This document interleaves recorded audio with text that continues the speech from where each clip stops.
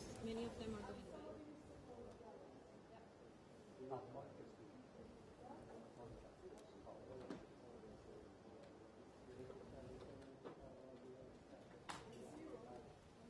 Ciro, pregunta Ciro.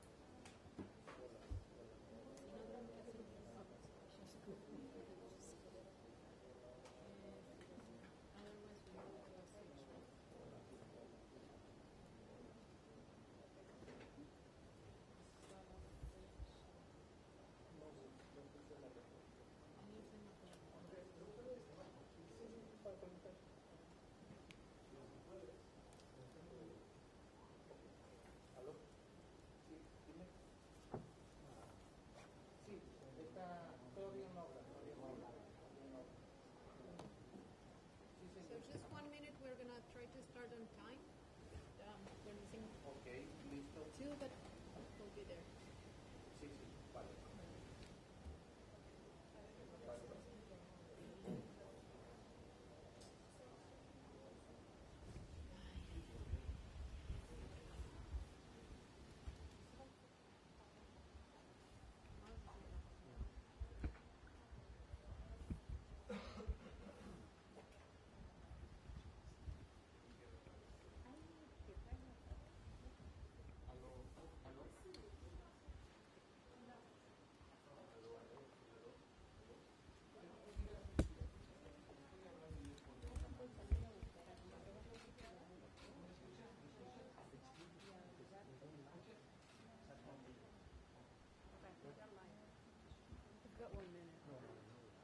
Okay.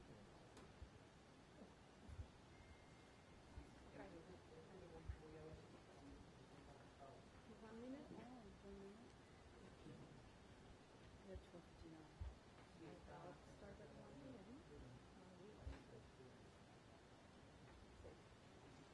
We're about to start, just in 1 minute, at 1 p.m. on time.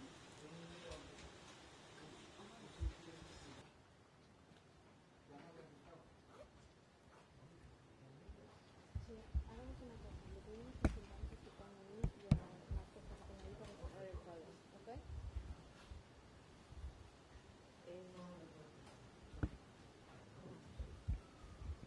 Here he comes. Okay.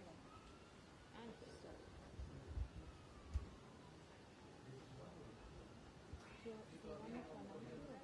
Yes.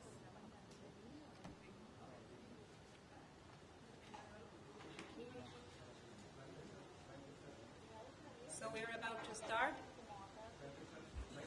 Just giving you the heads up. Okay. So good morning, everybody. Welcome to the Pan American Health Organization, Regional Office of the World Health Organization. Today, the Director of PAHO, Carissa Etienne, will be briefing you about COVID-19 in the region of the Americas, what the countries are doing and what should be doing, and the way PAHO is currently supporting them. So she's here today with Dr. Jarbas Barbosa, Assistant Director of PAHO, Marilu Valdez, Deputy Director of PAHO, Marcos Espinal, Director of Communicable Disease at PAHO, and we also have Silvena Aldiguieri, Deputy Director of Emergency Department and Incident Manager for COVID-19, and I'm sorry, we also have Dr. Jarbas Barbosa, Assistant Director of PAHO. So after Dr. Etienne's briefing, we will open the floor for questions in the room. We are live streaming in English and Spanish, so feel free to ask your questions in either language. For those connected virtually, please use the chat on live stream to ask your questions. So with no further ado, I would like to invite Dr. Carissa Etienne to give the briefing. Dr. Etienne. Good day. Good day. I greet the peoples of the Americas, and I will begin by giving you a briefing as to the situation in our region. As of today, 6th of March, there are 189 confirmed cases in the region as of 10 a.m. today. Over the past 10 days, we have had 11 countries and territories as well as the US and Canada, who have reported cases. These 11 countries are Brazil, Mexico, Ecuador, Dominican Republic, Saint Martin, Saint Bartholomew, Argentina, Chile, French Guiana, Peru, and Martinique. These countries of Latin America and the Caribbean are already in the response phase to cases and clusters of COVID-19. The countries of Latin America and the Caribbean are better prepared than 10 years ago, as they have learned valuable lessons from the pandemic influenza H1N1 and the Zika epidemic. But what is required now is that countries are ready to respond today, and ready to respond with the tools that they already have at their disposal now. We must be on high alert. WHO has raised the risk level to very high for all regions of the world. PAHO, the technical agency of the Americas, is working for some 118 years alongside countries for responding to disease outbreaks like yellow fever, cholera, dengue, measles, influenza, chikungunya, Zika, and now the novel coronavirus. We are working alongside member states to strengthen surveillance activities for the early detection of potential imported cases of COVID-19 and in ensuring preparedness. Since January, PAHO has trained and equipped 29 laboratories throughout this region to be able to carry out testing and diagnosis of COVID-19. There are actually 32 countries in the region with this capacity, with the CDC in Atlanta serving as the regional reference laboratory. PAHO has adopted its regional flu surveillance platform that now includes COVID-19. We have developed a hospital readiness tool which enables hospitals to assess and evaluate their preparedness for a potential imported case, and our member states have been using these tools. PAHO has provided training and risk communication for ministries of health to ensure that they are prepared to diffuse real-time, life-saving information on COVID-19 to populations to enable people at risk to take informed decisions to protect themselves and their families. PAHO is working intensely with the countries, all of the countries in our region, with particular emphasis on those with the weakest health systems. What must we do to be ready for COVID-19? The likelihood is that we will have a mosaic of COVID-19 situations occurring throughout the region at any one time. These will include 3 possible scenarios. 1, where there is no transmission, even when surveillance is adequate. 2, that there are outbreaks in closed environments such as nursing homes, prisons, boarding schools, cruise ships, etc. And 3, there is widespread community transmission. We may see widespread transmission in the community, particularly with the usual seasonal occurrence of other respiratory diseases. A strong emphasis on stopping transmission continues to be an important objective, while recognizing that the situation may vary from country to country and will require tailored responses. So what can we do? There are 3 kinds of actions that we must take. We must contain the virus following its introduction through detection and isolation of cases and contact tracing. It is important to avoid overreacting to importations and identified outbreaks. We must put these events in a long-term perspective. We must be prepared to save lives. Working with the health sector, including protecting healthcare workers, ensuring that the health sector is ready to make the necessary arrangements in the health services to respond to possible situations as increased influx of critical patients. And we must be prepared to slow transmission. For this, we need a multi-sectoral approach, and these discussions must start now. This will include, for instance, education, transport, civil society, among others. We must be able to determine the public measures that will be activated, including school closures, cancellation of mass gathering, teleworking, and others. I must report that in the region, we are seeing strong political commitment, many countries at the very highest levels of government. This commitment is ready and has begun to lead the multi-sectoral response to protect citizens and to invest in the response. What can individuals do? There are simple precautions that everyone can take to prevent respiratory illness, including COVID-19. You've heard them very often. Wash your hands frequently with soap and water, or use an alcohol-based sanitizing gel. When coughing or sneezing, cover your mouth and nose with your flexed elbow or with a tissue. Dispose of the tissue immediately and wash your hands. Avoid close contact with anyone who has coughing and fever, and avoid frequent touching of your face, your nose, your eyes.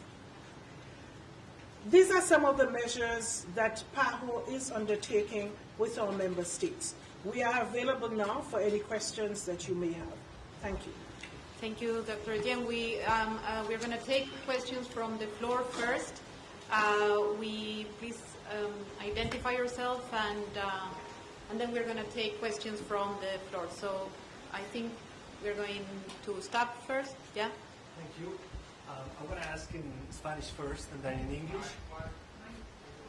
Thank you for the opportunity. Voy a preguntar primero en español y luego en inglés. Me gustaría conocer su opinión sobre si se está sobredimensionando y generando histeria frente a un coronavirus que cuando se compara con otros parece que no tiene el nivel de mortalidad ni el nivel de casos como el de una influencia normal, una gripe normal.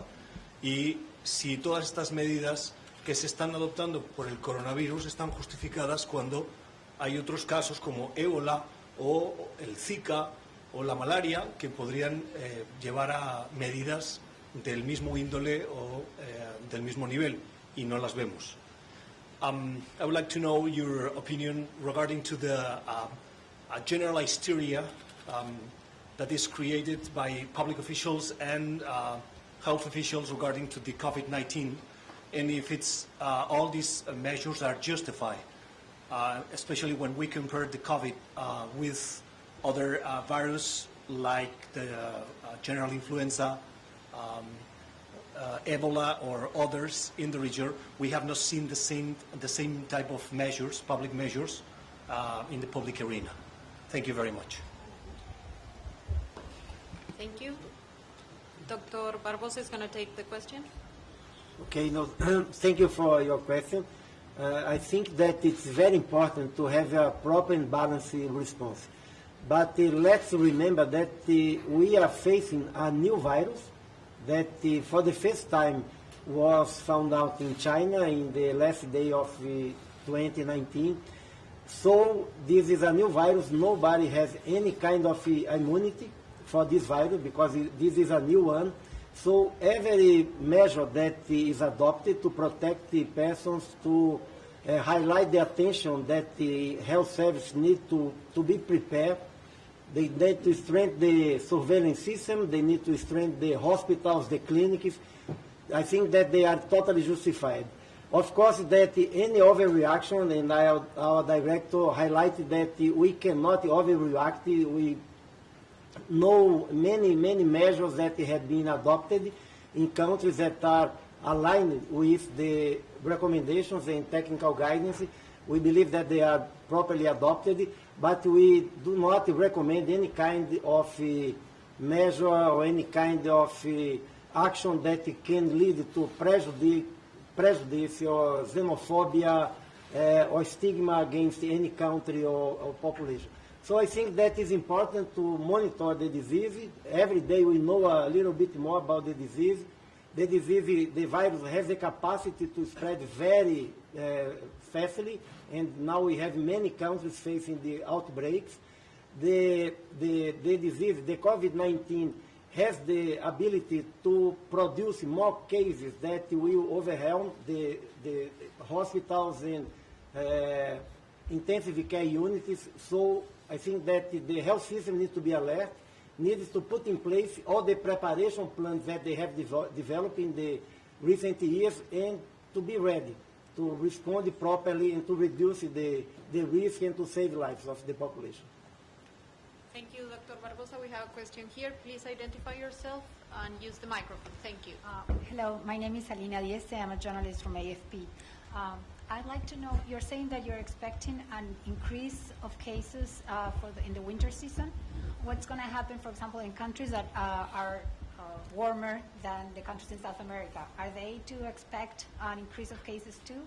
And if you think that's going to be a problem in countries like that do not have the infrastructure, maybe that more developed countries, to face this? Dr. Ciro Ugarte, Director of Emergencies. Thank you.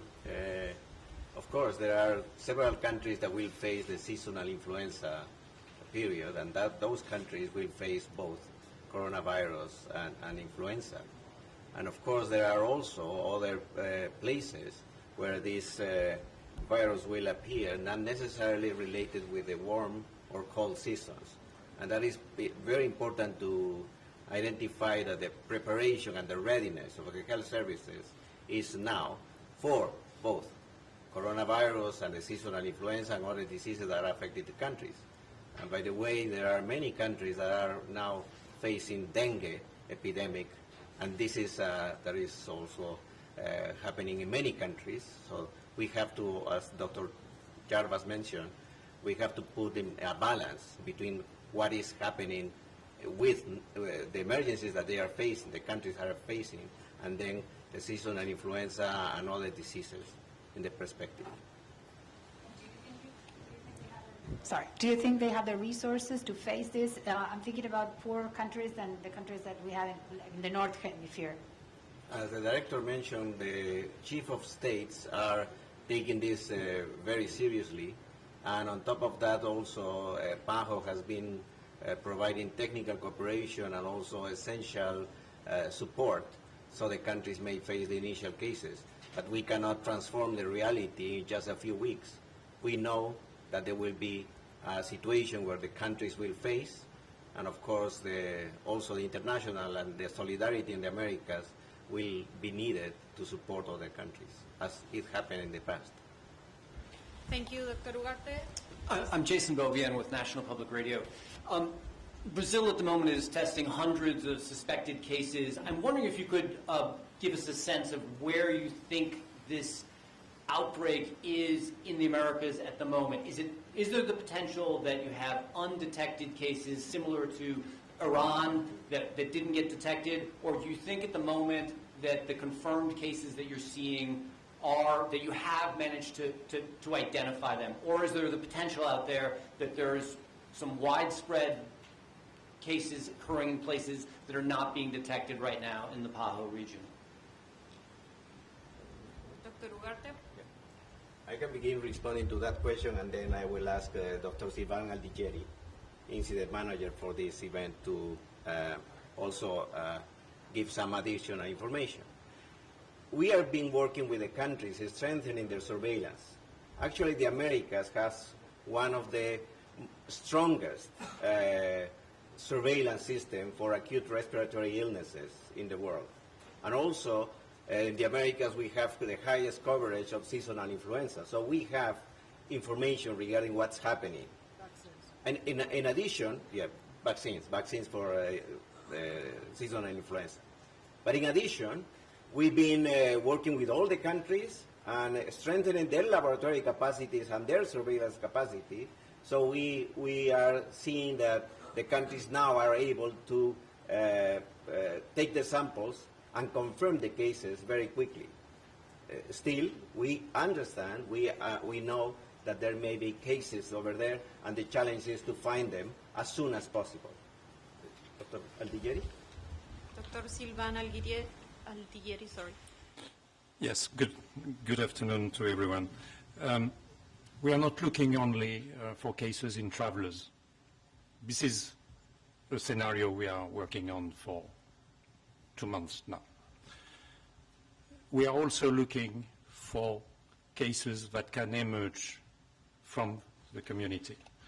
And the best way to do it in this region is to use the flu surveillance system to which we have added COVID-19 with a wide range of laboratory facilities in this continent linked to the established existing flu surveillance system. So this would allow us to detect these cases not related directly to importation, the first chain or the second chain of transmission. Thank you. Is there another question? Guillermo? Sorry. Oh. Guillermo Garcia from FN News. I would like to ask if there's any countries that are in more risk of getting the epidemic, well, not the epidemic, but the coronavirus more spread.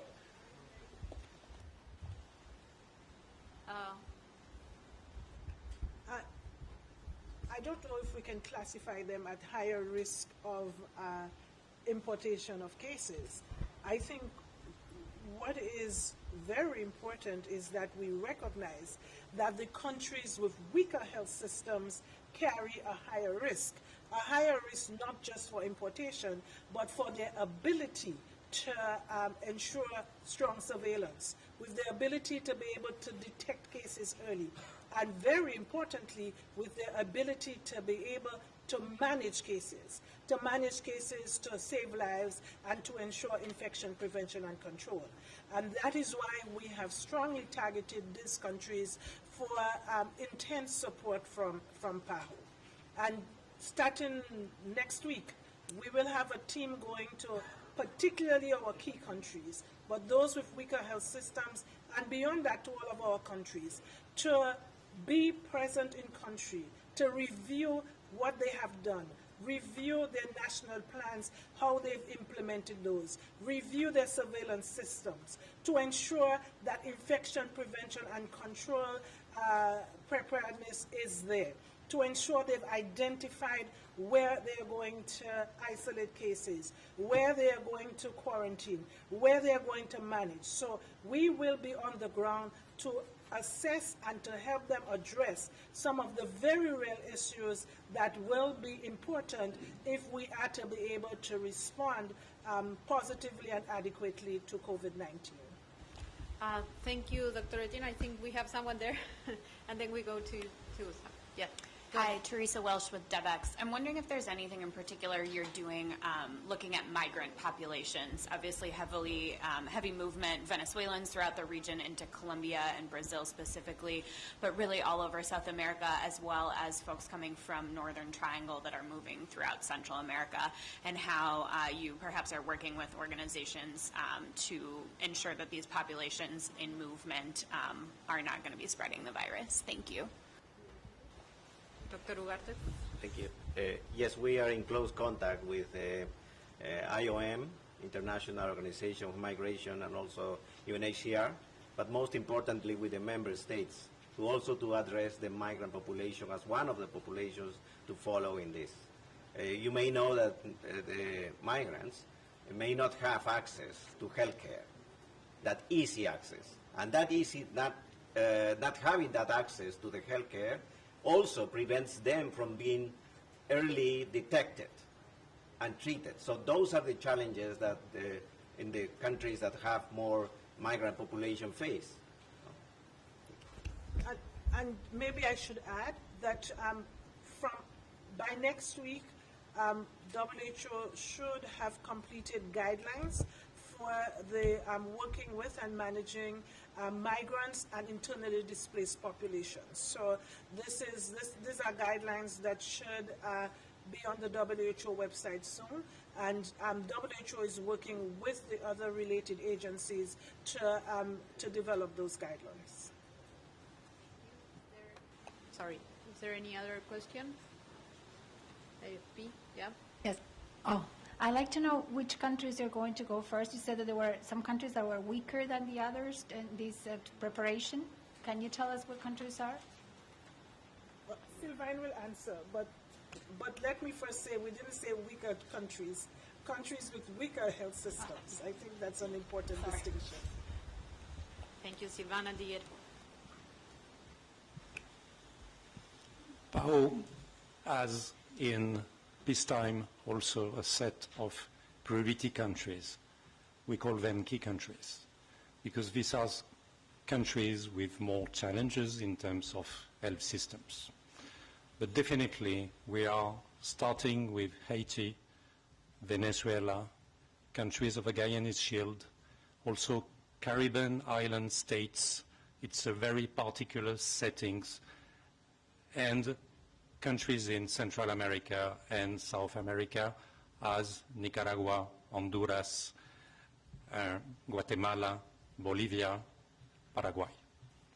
But saying this, we have already countries that have cases and clusters of cases, local transmission. So at the same time that we are helping in the readiness of the countries not reporting cases, we are already assisting countries in responding to their local situations.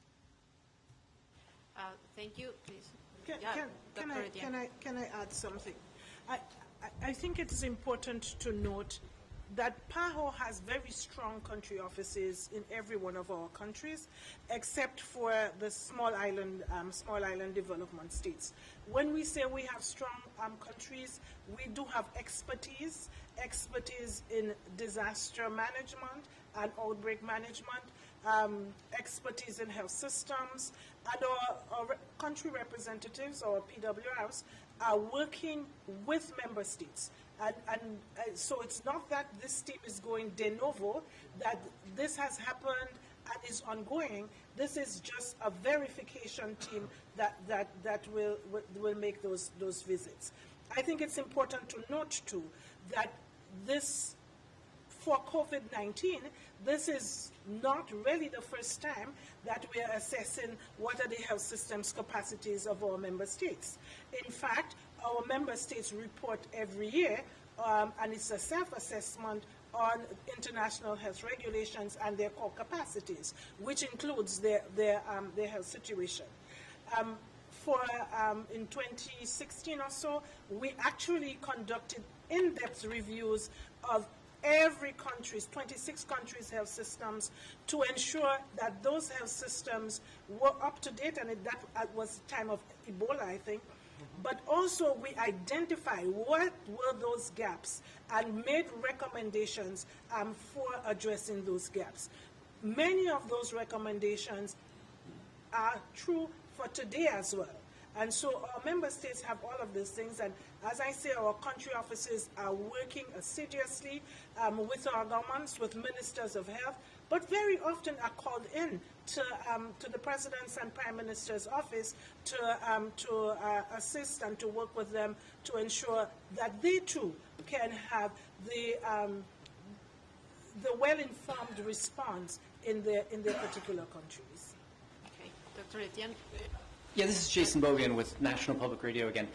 Just specifically on that, do all of the member states have the ability to test for this virus? And if not, how long potentially might it take for some samples to get tested if those countries don't? Dr. It's an excellent question. At the moment, we have 32 countries and territories in this region with COVID-19 testing capacity. PAO has supported directly 29 of these countries, and we have trained and equipped these countries for at least testing at the national reference level. Some countries of the Caribbean did not have the flu surveillance capacity, including the labs, and they rely on the Caribbean Public Health Agency, which is based in Trinidad and Tobago, for testing. But this was a decision made by PAO very early on during the outbreak to ensure laboratory capacity in all countries with existing flu surveillance laboratories. Dr. Espinal? Thank you. I just want to add, building on what the directors and Dr. Aldigeri said, let us remember not only the IHR, but this region has a strong experience dealing with massive outbreaks, H1N1 in 2009, and after that Zika. So the region is better prepared than at that time, and the lessons learned are taken very well by the countries. As when we talk, in fact, on Monday, the director held a conference call with all the ministers and vice ministers of health of the region, and the commitment it's outpouring. So I think it's important that to acknowledge that the countries are not starting from scratch in this case. Thank you. Thank you. I think we have time for one more question.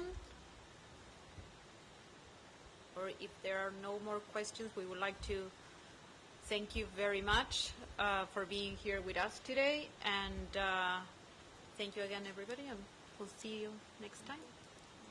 Anything else? So, let me thank you for this opportunity to speak directly to the peoples of the Americas.